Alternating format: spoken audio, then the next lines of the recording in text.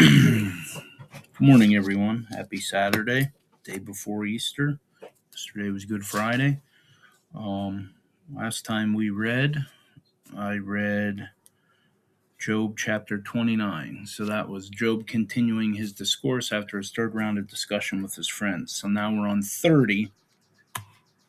So I know in chapter 29 it kind of was seemed like possibly the way Job was talking, he was we knew he was a rich man with a lot of influence and whatnot, but it sounds like maybe he sounds like a judge, somebody who, just the way he worded some of his sayings in chapter 29. But we'll continue on here into chapter 30.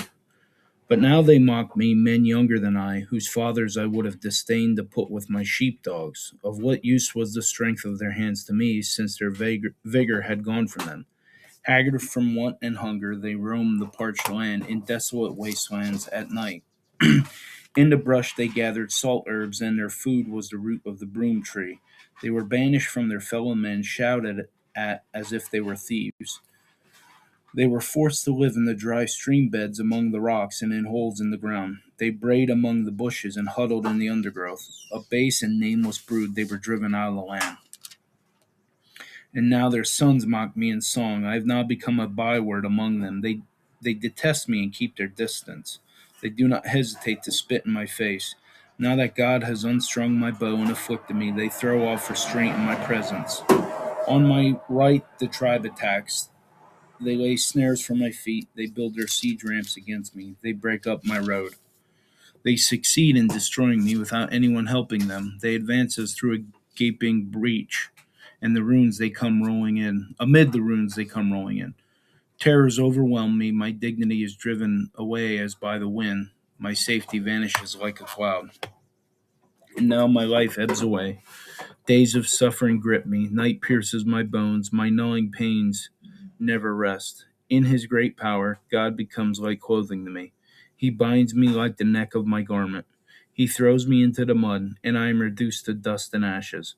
I cry out to you, O God, but you do not answer. I stand up, but you merely look at me. You turn on me ruthlessly. With the might of your hand, you attack me. You snatch me up and drive me before the wind. You toss me about in the storm. I know you will bring me down to death, to the place appointed for all the living. Surely no one lays a hand on a broken man when he cries for help in his distress. Have I not wept for those in trouble? Has my soul not grieved for the poor? Yet when I hoped for good, evil came. When I looked for light, then came darkness. The churning inside me never stops. Days of suffering confront me. I go about blackened, but not by the sun. I stand up in the assembly and cry for help.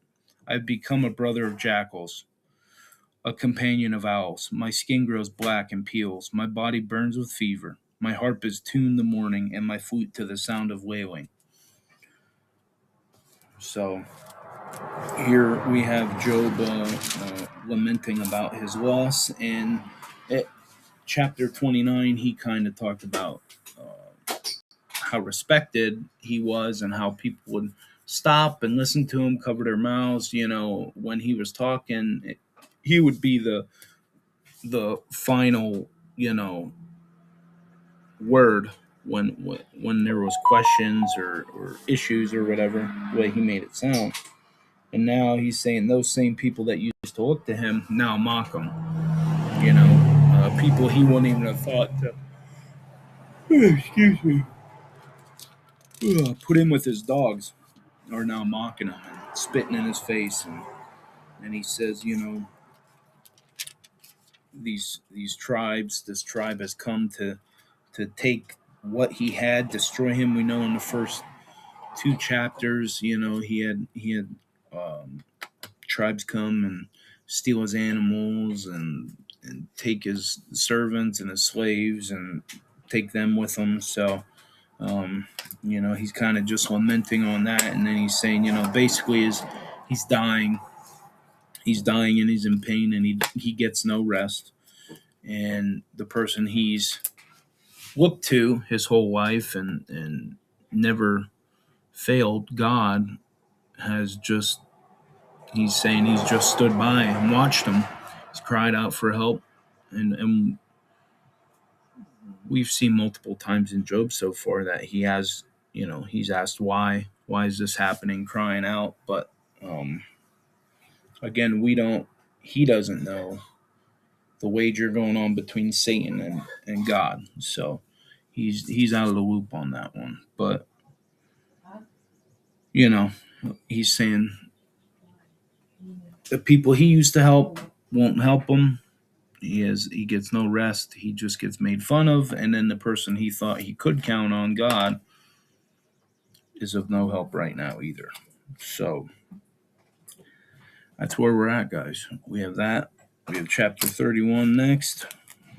And we'll go on to that next time I see you, which will probably be after Easter. So you guys have a good Easter. God bless.